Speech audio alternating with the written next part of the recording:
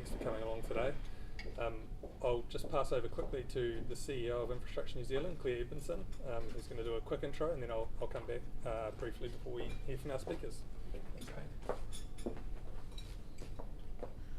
Right, this thing's not working. You can give me a seat.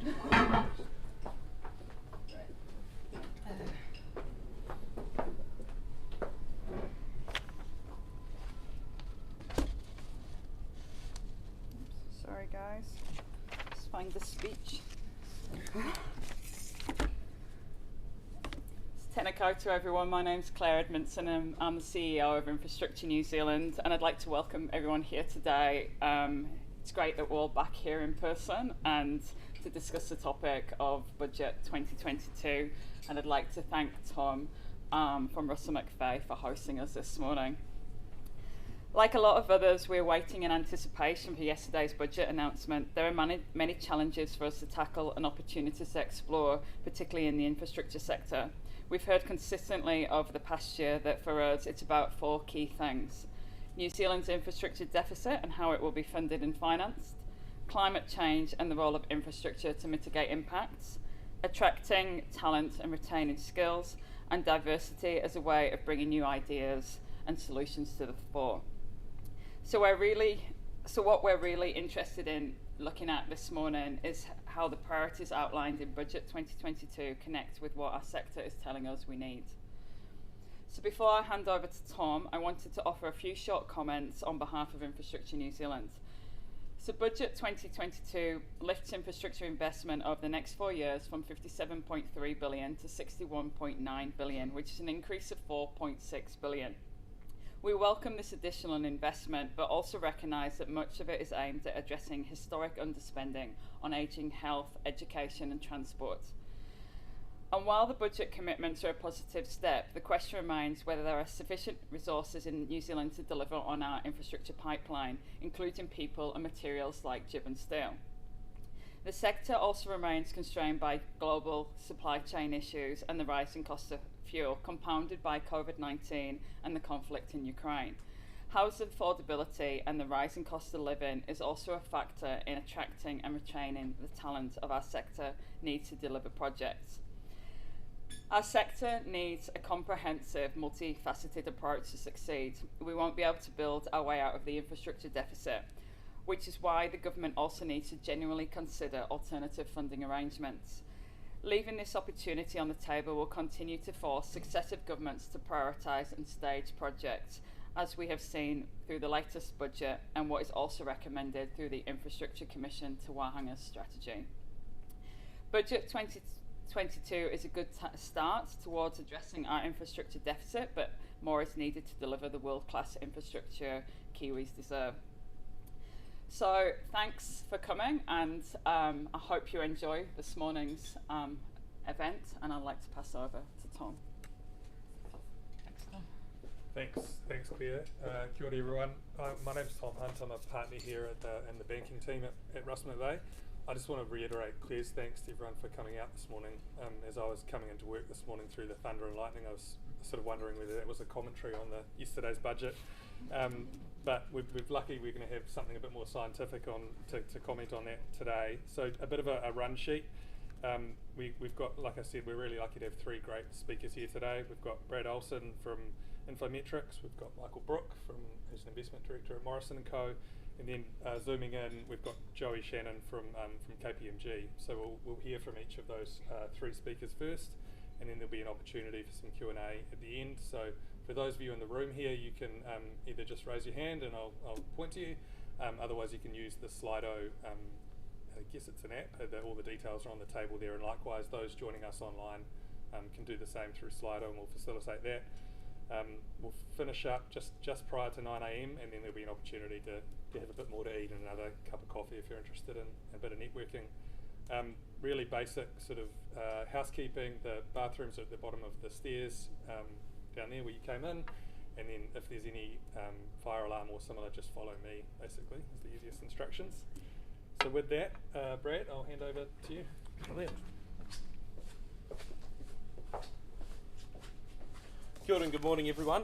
For an economist, Budget day is very much better than Christmas, birthday, Easter and every other holiday rolled up into one. At the same time though, I will confess to doing a 5 a.m. to 1 a.m. the next morning day. So although it's very much deeply embedded in the brain, a breakfast meeting was always going to be a bit of a challenge. What I'll do for you for the first few minutes is just outline a little bit about what we're seeing at a much higher level around the budget, and then going into some areas that we are seeing announced yesterday that does have some obvious implications more generally for the infrastructure sector. Now to start with, there's always a fascination with budgets to try and come up with a phrase or a name for the budget. The opposition this time around I think called it the backwards budget. There's been the use of the band-aid budget and similar. Everyone will remember the old chewing gum budget of years past. I would characteristically put this as the inflation nation budget. Now it's not a particularly sexy name, but it sort of comes down to the point that there are some huge challenges that the government faces both politically and economically when it comes to the future.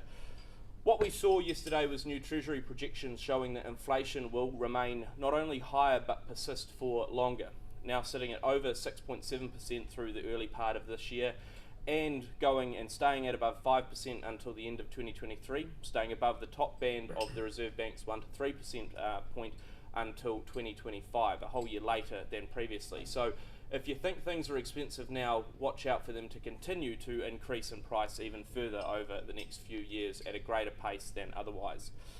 All of that comes at a time when the government also is seeing, in a political sense, a change in the polls. And I think that's important to recognise that there was quite a lot of pressure yesterday to address the cost of living. You saw a $27 a week payment being announced for households, which of course was important, although at the same time is worth about a block of cheese and maybe a cup of coffee. By our estimates, households are facing extra costs of about $70 to $100 a week minimum for just their essential costs. So you can sort of see how those numbers don't fully work out. But, and this is the point that the government was at pains to try and balance yesterday, was very much that the government has a challenge on its hands to not even greater inflate the economy and pump even more inflation in. So there was a very delicate balancing act with that. What we've also seen though is it presents some real challenges for government going forward, and I think Claire's point was important just earlier, talking about the alternative financing that government should and really must consider going forward, because the books are in a finely balanced, a very delicate tightrope position going forward. Next year, Treasury estimates, or Treasury suggests that there are budget allowances of $4.5 billion to fund new initiatives. $2 billion of that $4.5 billion is already allocated for new spending. Sorry for the mental mathematics in the morning, but bear with. So you've got $2.5 billion left over for the operating allowance in 2023. Treasury, however, estimates that there is $3.5 billion worth of just pure inflation to fund next year from a government services point of view. Now, for those of you who aren't keen to do the maths in the morning, that's $1 billion shortfall somehow that has to be made up. And it just really goes to show how difficult and challenging inflation is more broadly. Now I say that because everyone in this room is likely seeing that in their own lives, in their own way, shape and form, within their business as well. We know that infrastructure generally is seeing some huge cost pressures, and what we saw from government yesterday was a real difficulty not only with paying for stuff, but having the right materials and equipment and people to do that. I say that because what we did see, or what we didn't rather see from the government yesterday, and was well signalled, was no real change to the capital allowances in the next few years, because the government really has realised that it can't do a huge amount more at the moment because the sector is pretty busy, and we are seeing some huge cost increases. What was more apparent though is that the government realises that it does need to get on with a much better level of prioritisation around the infrastructure sector generally. And around its public sector works across the board. Because although Treasury now expects that there will be a considerable number of people coming into the country, there's still an expectation that those cost pressures will hit for a long time. Now the reason I highlight that is because as we move forward, I think there is going to be increasing pressure on the government to either choose on what gets prioritised and make a call on what things we must build and what that strategy looks like, or be forced to let the market do that and make that decision for itself, because some things will get going and there will just not be enough resources at the end of the day for other items. Now I suggest that, and I make that quite front and centre as a challenge, because we know that there were some very important announcements made yesterday around broader health spending and similar, but there were surprisingly perhaps, given we weren't expecting much, a few capital items that were announced. $1.3 billion for additional healthcare facilities, including rebuilds in Whangarei Hospital, Nelson Hospital and Hill Morton in Christchurch. What we also saw was additional money being poured into the education system to try and increase the number of school buildings, 8 new school sites, but also a few $100 million, I think it was, just for new furniture and similar, because we know that we have ground down our resources across the country over time. And that's really indicative of what we see in infrastructure as well. You heard a little bit earlier about the work of the Infrastructure Commission and the pipeline and expectations they have going into the future. But in my mind, there is still a real challenge with Budget 2022 and ongoing government commitments around what the strategy for New Zealand's infrastructure looks like. We now have this fantastic report from Infocom, and it's a critically important one. We also know that Ministry of Transport is currently consulting about the future of New Zealand's supply chains. But amongst all that, we also saw an announcement yesterday from government for a feasibility study for a Manukau port, which, putting aside whether or not that's a good idea, a dumb idea or otherwise, is worth highlighting that at a time when we're already talking about how we need to move to a more integrated approach to delivering infrastructure, a more integrated approach to what our port industry needs to look like, we also have the government making some of these sort of one-off commitments. And I think it just speaks to the challenge that government will have in the future, where there were some shiny baubles still put forward yesterday, but in my mind a real challenge around the strategy that will allow us to deliver. Government is going to be under some financing pressure going forward. Interest rates are rising, the cost of doing business is high, and finding resources is nigh on impossible in the short term. With that, again, the prioritisation remains critical, and in my mind we do have to get better at that. Government, in my mind, probably got a B yesterday on the report card for the budget. Certainly some important things for those in the low and middle income. But again, that strategy, I think, for the future, although well laid out in the healthcare sector now, is still lacking the money and the push really and the drive behind infrastructure generally. We know that we've got some problems, we know that we've got a solution to work towards, but so far we haven't necessarily put our money where our mouth is with the government, and we do need more of that. Thank you. Thanks, Brad. Michael. Thanks.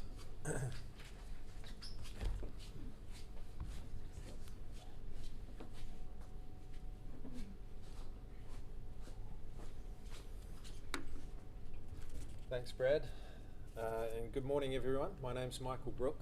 I'm an Executive Director at Morrison & Co, based here in Wellington.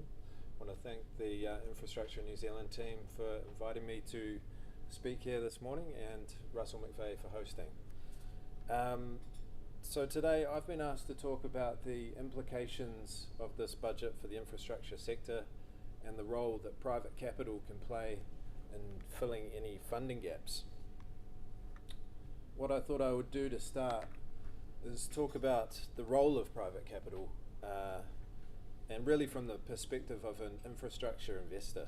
So Morrison & Co is a Wellington-founded global specialist infrastructure investment manager. It's a bit of a mouthful, but I guess the key there is that we're the only infrastructure investment manager in New Zealand.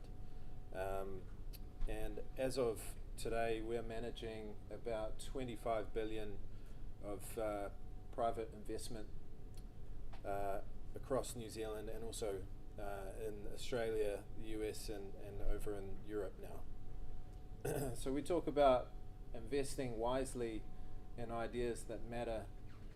And when I first saw this, I thought it was a little bit cheesy. Who's not going to try and invest wisely? But I guess what we're trying to do is we think about the big problems that society is going to have to solve in the next few decades. And then we invest in businesses that are well positioned to solve that need, but also have high barriers to entry, attractive market structures, and in many cases long-term contracts. So we look to buy into those assets or businesses and then reinvest in their growth. So in New Zealand, we're best known as the people behind Infratil, but as of today, they're about a third of our assets under management. So we have a number of pools of capital, and this is just a snapshot of some of the investments that we've made. I think what we've been able to do well over our history since the mid-90s is really find a combination of financial expertise and couple that with deep operational experience. It's really a fundamental part of our investment cases and provides us a really key advantage when we're assessing investment opportunities, but also when dealing with the management teams of the businesses that we're invested in. I alluded to time horizon before, and this is quite important because we're talking about a budget today as an annual cycle, but as an infrastructure investor, our time horizon is long term. And by long term, I mean 10 years plus, and in some cases perpetuity. So the implications for any one particular budget are actually quite modest. The implications for us, I mean. But perhaps a better way to think about it is the downside risk attached to any particular budget is relatively low, but the upside potential is quite significant. And there's actually a couple of opportunities that I see with our business, but also have broad implications for New Zealanders, and I'll come on to those. But just coming back to the long-term nature of our capital, this is part of the Tilt Renewables portfolio, the Tararua wind farm. We sold Tilt Renewables last year, and that was originally part of Trustpower, now Manawa Energy. And that was a business that we invested in 1994. So a small investment back then. That business was really just a electricity lines distribution company with a couple of generation assets, and we grew that into the largest renewable developer in Australasia. And at the time we sold Tilt Renewables, they had 1 gigawatt of installed capacity and another 5 gigawatts in their pipeline. You add those together, that would nearly satisfy peak electricity demand in New Zealand. Here's another example of our long-term nature, Wellington Airport. Everyone's probably used the airport. So we invested in Wellington Airport in 1998. So we look through short-term volatility, we look through market cycles.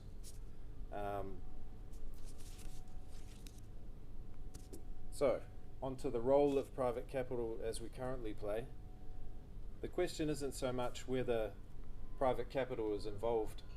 It's really whether private capital has a responsibility for delivery and ultimately has decision rights. And I'd make a distinction here between infrastructure projects and infrastructure assets. This is a good example of an infrastructure project. If you look at the government funding stack, government debt is raised from public markets. So this is a form of private capital, but it's just transactional. You know, the government doesn't really get the benefit of private sector delivery capability. And under our current policy settings, you know, public infrastructure really sits with the public sector. You know, projects are initiated and driven by the government, and the private sector is at the end of the delivery chain, if involved at all. And there's some consequences to that. What you end up with is unutilized capacity in the private sector. You have a public sector that is stretched and finds it difficult to deliver. There's very little risk transfer and also very little accountability when things fail. I guess the next part is that international players, so builders and funders, and notably some of our clients, they just don't want to invest in New Zealand. And that has a further flow-on effect. If you can't attract international investment, you're going to end up with limited competition, escalating costs, which Brad talked about, low delivery capacity, and a limited transfer of intellectual property. The second thing I wanted to talk about in terms of the role of private capital relates to infrastructure assets as distinct from projects. It's already very common in New Zealand for private capital to own and operate infrastructure services. So airports like Wellington Airport, telcos, data centres, electricity, both in the form of generation and lines distribution, they already follow corporate models and in many cases are fully private. We don't often talk about them in forums like this because they're not government owned and they don't draw a lot of attention. And to be honest, they largely just work. So, Infratil supports about $10 billion of capital invested in New Zealand in infrastructure and infrastructure-like assets alone. And it works because we get the right people with the right experience and capability, appropriately incentivized to deliver infrastructure services efficiently. So where are there roles for private capital to extend or for their role to be extended? This is a picture of Transmission Gully. It's probably a little controversial. You know, there's nothing in this budget around PPPs or lease style structures or innovative ways to deliver capital projects, large capital projects, and transfer risk. You know, we could talk about how electricity lines distribution and water infrastructure are essentially the same thing, transporting commodities down a pipe. But again, that's probably too controversial as well. So what does this leave me with? Well, there's actually two things that I really care about. The first one is around healthcare, and there was a lot of, you know, there's been significant announcements around healthcare in this budget. And coming back to our earlier founding statement, investing in ideas that matter, well, healthcare is the ultimate idea that matters. Without a functioning healthcare service, you can't have a properly functioning society. What do we want from healthcare or our healthcare system? In a modern economy, you'd expect to have prompt treatment when you're really sick. It's that simple. If you have a stroke or you have a heart attack, you want the ambulance to arrive as fast as possible, you want treatment as fast as possible, and you want it delivered by highly trained and skilled clinicians. It's a worthy goal, and it's good to see the extra spending in the budget, but money by itself is not going to address our healthcare challenges. We're facing a very significant macroeconomic megatrend in the form of an aging and growing population, coupled with the increasing prevalence of chronic illness. We have a capacity-constrained public hospital network, and some estimates suggest that the hospital estate, to get it up to fit-for-purpose level, could be in the order of $20 billion. So what's the opportunity? Well, the opportunity is in the form of private healthcare services.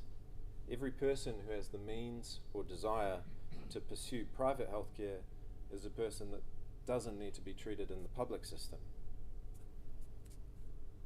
The New Zealand Private Surgical Hospital Association states that more than half of the country's elective surgeries are now delivered in private hospitals or private hospital setting.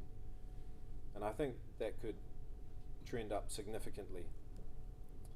Professor Jeffrey Horn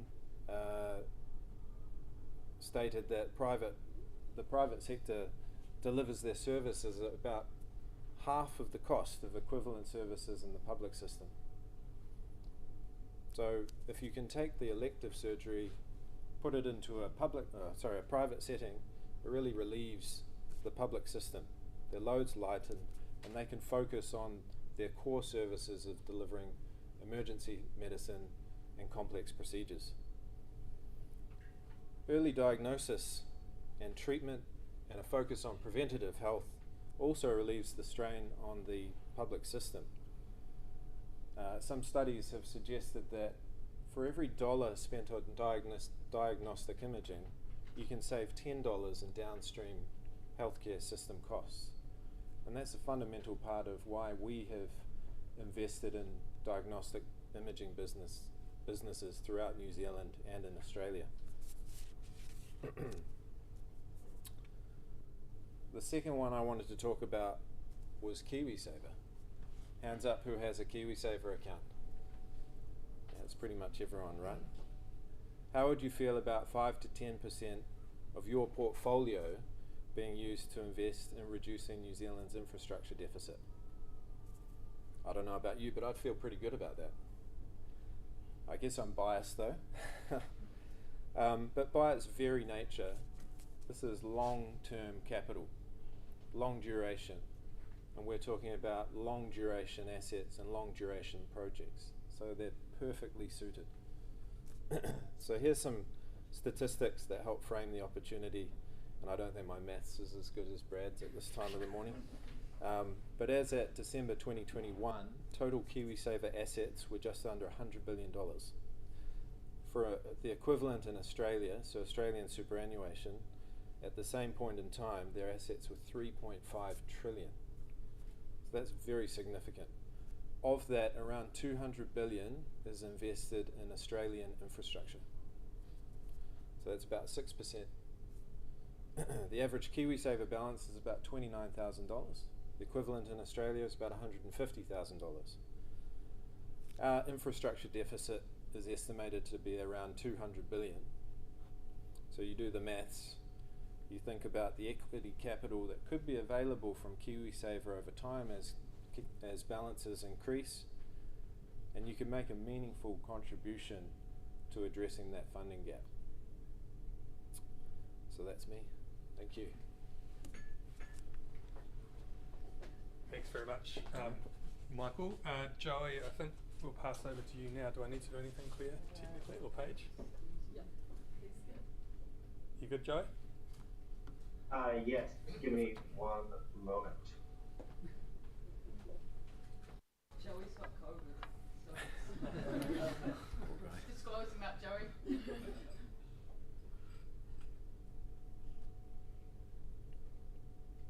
Is that working? Yeah. Right. Kia ora, Morena. Thanks for having me here today. Yes, I do have COVID as my turn, which is why I can't be there in person today. So if I break out in a bit of coughing, patience, bear with me. I'll carry on. We've covered the third speaking spot today. I figured, particularly with Brad coming before me, the big ticket items on the budget would probably be covered off. So I decided to focus on three particular areas of interest, questions that I had coming into this budget, that hopefully that are interesting to me and hopefully will be interesting to yourself in the sector. These are the three questions here, but I'll just run through them one at a time. So the first thing I was really interested in is a trend I've been following with interest, but also, I guess, quite directly involved in for a number of years. We all know there's been a big run-up in Crown commitments, government commitments to funding infrastructure. But a large way in which that has been achieved under this recent government in particular is by funding things through Crown expenditure, taxpayer expenditure, if you like, which traditionally, or at least in recent history, we funded through other means, either locally or through some other means. So just to frame up this issue, there's basically three ways you can pay for infrastructure. This is setting aside financing, public-private distinctions, but at the end of the day, someone has to pay the bill, and that can broadly be one of three groups. That could be the Crown through general taxpayers or other revenue that they receive. It can be locally funded, traditionally through a territorial authority, but we would also probably put our new water service entities, regional entities, should they exist at some stage, into that category as well. And last, a wide-ranging category of beneficiary funded, and I include this everything from fuel taxes and RUCs to fund the National Land Transport Fund to development contributions, revenues to state-owned enterprises, targeted rates, levies under the IMF Act. Anything that's basically trying to target the actual beneficiary as the person who is going to fund, is going to pay the bill. But what we've seen in recent years is a lot of the stuff that we would expect to have been locally funded or beneficiary funded, the Crown has started to pick up the tab. And And this is a list of just some of the ways, the big ticket items by which they've done that. And you'll be familiar, I suspect, with most of these programs, which amount to over $20 billion in the sort of things that would have traditionally been funded through other means that the Crown has just stepped up. And this is excluding things like schools and health facilities that we would always have expected to be taxpayer funded. But I think, and it's really useful to compare some of these programs to the approach taken by the previous national government. So the national government had its roads of national significance, which they funded through a more accelerated rate of fuel taxes and RUC. New Zealand Upgrade Program, the Crown just opened up the checkbook. Similarly, the previous governments had Housing Infrastructure Fund, a HIP, for those that remember that one, which they funded through loans and pseudo-loans through the National Land Transport Fund. Whereas the sort of equivalent program under this government, the Infrastructure Acceleration Fund, was just Crown grants by and large. So that's been a big trend. It's basically been a big part of how we've been able to have this run-up of commitments in recent years. Now, why has this trend occurred? Well, one is just greater appreciation of the scale of the challenge that infrastructure deficit. The existing tools are at their limits. As we know, the NLTF is pretty well tapped out. Local governments don't have borrowing capacity and are at their political limits to increase rates. The new solutions that do exist or that have been identified either aren't delivering quite yet, such as the Infrastructure Funding and Financing Act, which is taking a little bit longer to get votes on the board, or Three Waters reform, which is still several years away. COVID, of course, providing both political headroom, but also the perceived need for demand-side stimulus, and politics has certainly played a role in this. So what do we see this year? Well, as has been said, this is not an infrastructure budget. This is a health budget by and large, and to a lesser extent, an inflation budget. We do have a few initiatives that rail injection into the NLTF, some light rail stuff, and probably most interestingly of three, $375 million for a fund to support mode shift and vehicle kilometers traveled reduction through the government's Climate Emergency Response Fund, funded from emissions trading revenue. So that's the new sort of Crown-funded stuff. So this is a sort of package that 7 or 8 years ago, in terms of Crown funding of initiatives, would have been seen as quite healthy, but compared to recent years, seems quite thin. So it's perhaps not surprising. I think the Minister of Finance had already signaled that he was looking to have a cup of tea moment on his infrastructure investments, wants to let some of those existing investments work their way through. But what have we learned about how government is thinking about this in the future? What might this tell us about the future? Well, they're quite happy to continue to open up the checkbook on rail spending. This has been this is probably one thing that kind of even goes back to the previous national government. This continued appreciation that we just can't make Kiwi Rail work at the moment without continual Crown funding for not only operations but investment. And this government is, because of its ambitions for rail, continues to be willing to support that. The Climate Emergency Response Fund does not appear to be their solution or a big part of the near-term solution here. It's interesting that the commitments made of the Climate Emergency Response Fund, only about 10% is probably going to go to infrastructure. Most of it, as you'll have seen, is going to either research, largely in the ag space, or subsidizing products and services, notably the scrappage scheme, but also a number of other programs.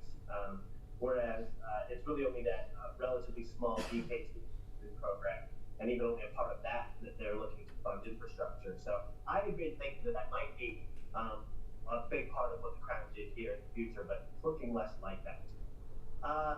So it leads one into questions. We didn't get that signal as to what this means for the medium term in terms of either the Crown's approach to itself funding infrastructure. That's something that's going to continue to be part of the role, and what that might look like, and what a more stable rather than ad hoc version of that might be, or what the alternative is. If it isn't going to be the crown, what are the mechanisms that they're expecting to use to meet this deficit? Because it's going to have to be some balance of the two.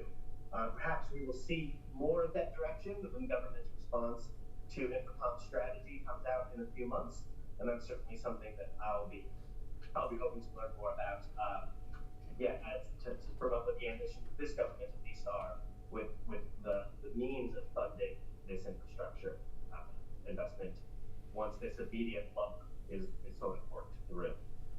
A couple smaller questions for me. I was really interested in what the fiscal response would be to labor market pressures, and particularly on the back of the government's recent immigration reset. So, perhaps unsurprisingly, based on the rhetoric that's been coming out of the government for at least 2 years now, they have tightened up, or at least in the process of tightening up the inward flow of non-highly skilled or highly paid workers. And this is in spite of the labor market crunch. So I think some folks thought that they might relax on those ambitions, given the pressures the economy is under, but that doesn't appear to be the case. There's a clear direction of travel there, and they've committed to that. But nevertheless, that does create some real challenges and risks. This is, as we know, one of the main headwinds the economy is facing, and labor markets are probably, of the big challenges the government's face, the one where they have the biggest toolbox, or at least one of the ones where they have the biggest toolbox.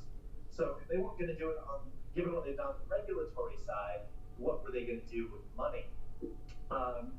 This is just a few of the initiatives that they've done in recent years. Point out that this is an area that has actually attracted quite a lot of spend in recent years, both in the vocational reforms as well as some of the stuff coming out of the COVID response and recovery fund.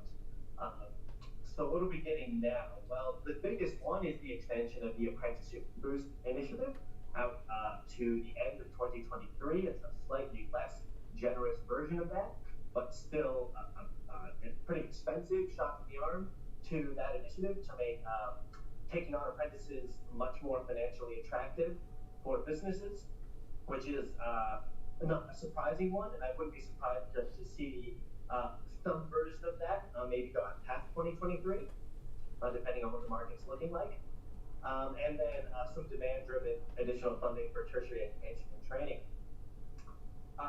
Nevertheless, I was probably just hoping to see a little bit more here, a little bit more ambition, just given what a critical issue this is, and again, where they have a bit more of a role to play, in particularly certain sectors of the economy.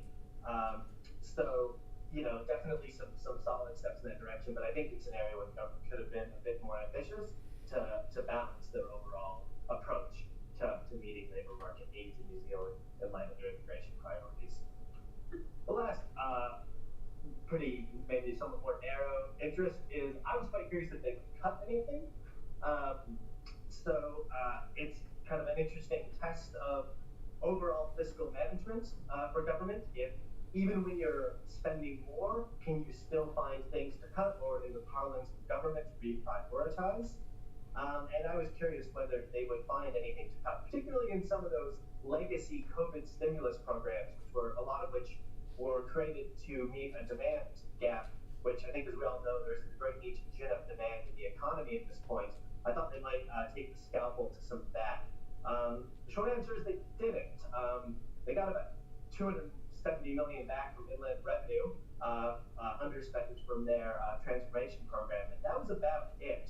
Virtually no reprioritization elsewhere across government. Only about half a dozen initiatives, really, and almost pocket change, compared to in 2019 and 2018, well, they had about 80 different initiatives across those two budgets, where departments found some money that they could reprioritize to other things, which just tells me that this is the government that, at the moment, perhaps understandably, is far more concerned about runs on the board and spending the money they've got in delivery than they are in keeping the tightest eye on the checkbook and finding the change under the couch but something to continue to watch in future budgets. Thanks everyone for your time. Yeah, I do wish I could have been there with you. Well, thanks very much, Joey. That's much appreciated. That sort of subject that both yourself and Michael touched on in relation to private financing, certainly something near and dear to my own heart, and something we hope to see some movement on. And some of the questions that we've got here coming in relate to that as well. So we're going to move to the Q&A now. I'm not sort of on my phone because I'm doing this morning's Wordle or randomly scrolling TikTok or anything. I am trying to sort of manage the questions as they come in, so apologies for that. Brad, we might come to you with the first question, a really, really easy one. What would you have ideally liked to have seen in this budget? Oh, wow, yeah, no, a really easy one. What would, wow. I think, to be honest, there was some great long-term thinking, but there just wasn't the strategy around how to execute that. I mean, both Joey and Michael talked about, the difficulties around actually delivering at the moment. We've got the government with an expectation that somehow magically net migration comes back to a more normal level within a year. Real wages are fantastic out to 2025-26, but somehow also the unemployment rate massively skyrockets up to 4.8% in 2025. I just didn't see, and it sort of goes to Joe's point around the labour market generally, there wasn't really anything in there, and I think that was disappointing, recognising of course that there are huge implications and huge difficulties for government to click its fingers and just magic up more people or resources, but without anything there it did seem to be very much, look, we want to do a whole lot more work and we'll just at some point figure out how to do it. Now, there has been a bit of a change, I think, from government's point of view, because again, when I asked the Finance Minister at the end of last year, the expectation of, you've got a lot of work, Minister, that you want to get doing and get done, do you have the people and resources? The view is absolutely, we're going to get on with it, it will get done, the decree will come through. This time around, there was very much talk of we might need to recalibrate our program because we don't think that we can fully deliver, and that was just a bit of a challenge when everyone is facing such pressures that government didn't seem to have anything to address that specific issue. And look, a clear example there is that we're pouring a huge amount of money into the healthcare system. Fantastic. I think we need a much more decent healthcare system than we currently have, but there was no money in all that for paying nurses or allied health professionals more. Now, you can have the most shiny buildings in the world, but if you haven't got the people to staff them, you will not make any difference. It's the same on infrastructure. You can set up tape as much as you want, but if you don't have people to do the work, it's not going to happen. I think that was the missing piece for me, is where are we going to find the people to do this work? Perfect. Thanks, Brad. Michael, the next question's for you. You mentioned leasehold in the context of the sort of potential options they could consider. How would that work? It wasn't so much leasehold, it was more of a lease style structure. I guess you could call it a PPP light, but effectively the government ends up paying, a private entity a lease, an annuity stream to transfer risk and deliver a large capital project. So that's the intention there. Okay, thanks, Michael. Perhaps Joey will come to the next one. I think all three of you might have observations on this, but Joey will give you first crack at it. What do you think needs to change for the government to come on board with private financing, apart from a change in government? Yeah, well, I mean, you alluded to it right there. I think there's a certain distance that a left of center government will go on access to private finance. I mean, they're obviously very comfortable with private debt finance, and there's still a lot of attraction to the IFF Act model and the use of private debt finance as part of that. I think it is probably possibly more in some of those annuity-based structures. I think the reality is I don't see this government for at least the next term wanting to move into anything that relinquishes control is the reality, notwithstanding the benefits that might include. So I think it does have to be, it is going to be PPP-like structures, that do have more, that do try to bring in some of that, perhaps some of that expertise, some of that capital. I think this government's happy to bear the risk. I don't think they're as concerned about risk sharing, to be honest, but they are interested in taking stuff off the Crown bucks. So that's the good space you can find it. Thanks, Joe. Any observations on that, Brad or Michael? To add? Probably just to add to that, I mean, I think there is a huge ideological element around it. I do think, though, that politicians and decision makers play with that at their own risk. I mean, still, even around Wellington, at both the central and local government level, the talk of, a Ministry of Works and a very direct do-it-yourself model very heavily comes through. And I say that, at a time when this sort of forum is talking about, well, how do we, perhaps get government on board with PPPs or more of that private sector. Really, I think we've just got to get them on board with the view that it doesn't have to be done absolutely fully 100% in-house, because that is actually, I think, the pervasive view, or at least the direction of travel a lot of the time, is that we're going to go on and do it ourselves because, and I don't know what that is, if it's somehow a lack of trust or what. COVID, though, has broken down the barriers a little bit, and I'll give you just a very small example of that in terms of how I think that there can be a better amount of collaboration. I'm a Northlander by birth. Up north, during COVID, they had this really interesting forum where obviously everyone was on lockdown, everyone was worried about the workforce locally, if everyone would have jobs. And what fascinated me was that they all got together. They got the 3 local councils who, of course, have a lot of roading contracts and similar to let out. They got the 2 major roading contractors, which are just massive in the north.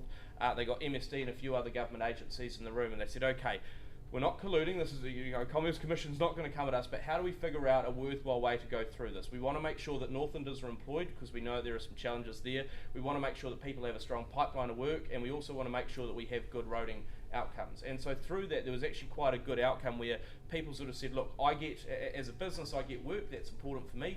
MSD and the government gets more people into the workforce, and the roading authorities get stuff that doesn't become, cost competition because everyone wants to build the same thing at the same time. So I think part of it is to shift that conversation away from let's do it all internal, is going, how do we still provide the PPP opportunities from a financial point of view, but working with that sort of within the government's wider focus that often is around social outcomes at the moment. So how do you sort of, cut or scratch everyone's back in that way, because there are definitely competing priorities. That there's got to be the key focus for me. Thanks, Brad. I might follow up with a question of my own for you, actually. You talked about, on a slightly different tack in the budget, the need to balance the need to sort of relieve some of the pressures on cost of living with the risks associated with that with inflation. You gave the overall budget a B. Is that how you rank how they balance those two things as well? Like, broadly, did they get that right? Yeah, I think so, and I think that's because, look, everyone talks about and everyone has been talking about how additional government spending is stimulatory, and in my view that is true. Now, it is true that we're not spending as much as we did last year, but to be fair, there's no wage subsidy at the moment, so it would be insane if we were somehow spending more. The structural balance, though, underlying the government's budget, so if you strip out all the one-off spending, all the COVID stuff, the government is still bringing in, spending more money rather than it's bringing in. So it's still expansionary, it's still, pouring a bit more fuel on the fire. My worry there is that if they went with something higher around cost of living or anything else, they just simply wouldn't have been able to make the books work. It would have overcooked things a lot more and possibly pushed inflation out a lot more. The difficulty, though, is that they also couldn't come to the table with nothing. They couldn't throw up their arms and say, hey, sorry guys, I know that everyone's hurting, but everyone tells us that we're spending too much, so we're just going to hold off, but we want to get some healthcare funding gone. Because a good healthcare system in 10 years is all good and well, but if, population's already ruined by that time because of inflation, it's not much use. So I think they very carefully threaded the needle there, and to be honest with you, from a political point of view, it's not going to help everyone, but the fact that it was more than nothing is probably as much as they'll be comfortable to take. So broadly well balanced. I think the other point, and everyone in the room probably knows this, right? Inflation has no good opportunities and no good really options. The finance minister didn't have sort of a bad option and a good option to pick from. He had to pick from the least worst. And in that one, it was how do we provide enough support to people and enough confidence that the government is looking at this and taking the issue seriously without making the issue even worse. I might just quickly add something to that. I think the big missed opportunity here to get a better balance in that space, and I mentioned it previously, would have been looking at some of those legacy COVID stimulus programs. The reality is the government is still this year.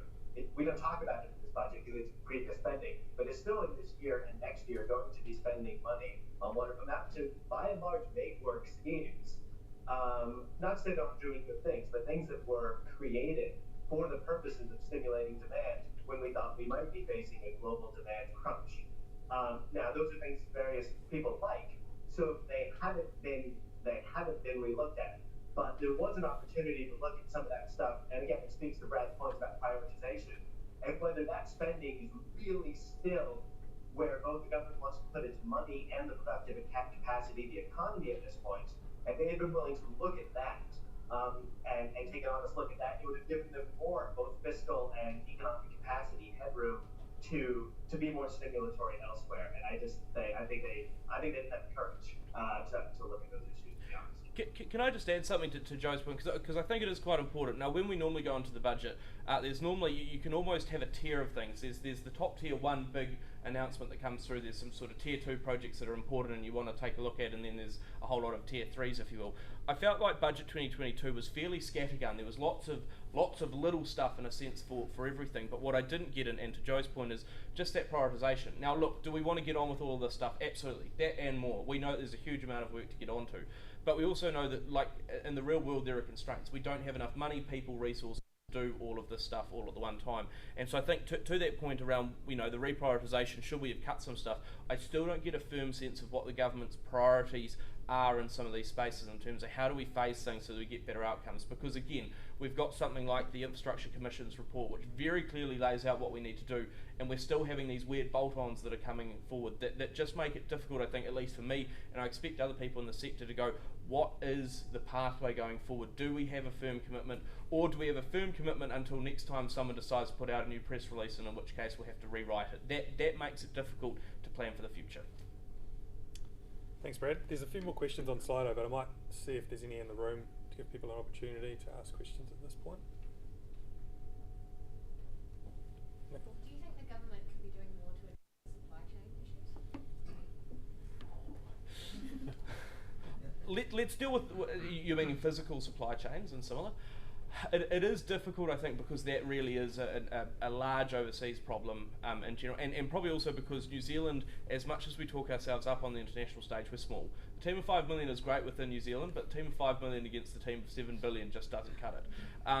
And we know at the moment those supply chain disruptions are coming forward from the likes of China and similar, and again, we just don't have any real ability to change it. I guess what I was interested in the government talking a bit more about is recognising that, okay, we can't do anything right now, but the supply chains could well be stuffed for a long time. And if that's the case, then we can either sit here and throw up our arms and go, oh, I don't know when stuff is coming, or we can at some point sort of go, we need to have a bit more of an ability to look after this ourselves. Now, is that more warehousing and domestic manufacturing in some sources, in some senses perhaps? Is it about sort of making sure, again, that we have that strategy so that we can move stuff up and down the country a lot more and we're not waiting for a container to move apples? Absolutely true. Again, I feel like all of that work, though, does feel a bit disjointed, because you had this government sort of being hot and cold about, ports of Auckland and what it's going to do for I don't know how long. I mean, it seems like you could find any part of the coastline and someone has done a report that says the new port should be there.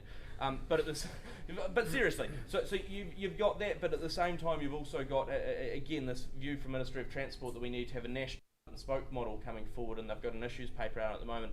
I just didn't get the feeling that there was a full amount of coordination around that. So in the short term, not a lot. I guess in the long term, the worry is that we might not learn the lessons of right now, that if we wait for something to happen to us, we can't ungum it. We can't ungum the systems when they change. I'll just add one thing to that. I think there's an opportunity to collaborate with the private sector. So, we're actually here to help. We're exposed to a number of healthcare businesses. Rather than commandeer rapid antigen tests, for example, just come and have a conversation to us. That would be one thing they could do. Good observation, Michael. Joey, question's coming for you. If National does get elected, but there are still constraints on the NLTF and local government balance sheets, what happens? Yeah, good question. Look, the NLTF is in a sorry state at the moment, and that's a huge problem that any government's going to have to is going to have to deal with. For a national government, I think one big question, of course, is whether they will look to reprioritize any existing commitments on major public transport projects. I wouldn't be surprised to see that as a short-term fix. In the medium term, I'd expect them to be probably reopening questions of PPP models as part of that.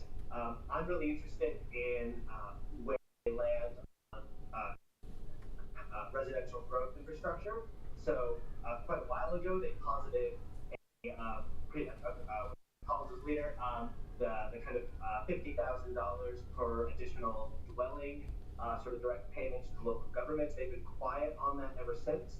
But while I don't think that's precisely the right solution, something in that space that uses Crown funding to support growth infrastructure, I think is something that I great to see them consider and that they might do, given that a lot of what we and Peter Nunn's Infrastructure Commission talked about this a bit. A lot of what we treat as infrastructure driven by the growth of an individual dwelling or individual commercial premise is really national population-driven growth pressures, but it's not how it's been treated. So I think there's an argument for a funding stream like that. It does come from the Crown, and it's always going to be easier to fund things from the Crown, but that has the right also pushes the right pro-development incentives on local government. So I'd be really interested to see if they harken back to an idea like that. The National Land Transport Fund is a trickier one. That's going to require a big refresh from who's ever in government, really kind of top to bottom, I think. Brilliant, thanks Joey. I think we're going to lose you at 9, aren't we, Brad, to a Radio New Zealand interview? I'm going to run downstairs very Yeah, so we might draw it to a close there. I just wanted to say a couple of things quickly to Claire and Paige and the Infrastructure New Zealand team. Thanks for putting this together. I think these kind of events, there's been a bit of a dearth of them through the COVID period, but it's so important for the infrastructure community to be able to get together at stuff like this. So thank you for doing that. It's great working with you again. And also to our panellists, thanks very much. It was a super interesting and it was great how much thought you put into it and bring the different insights today. So if everyone could sort of put their hands together in the usual manner for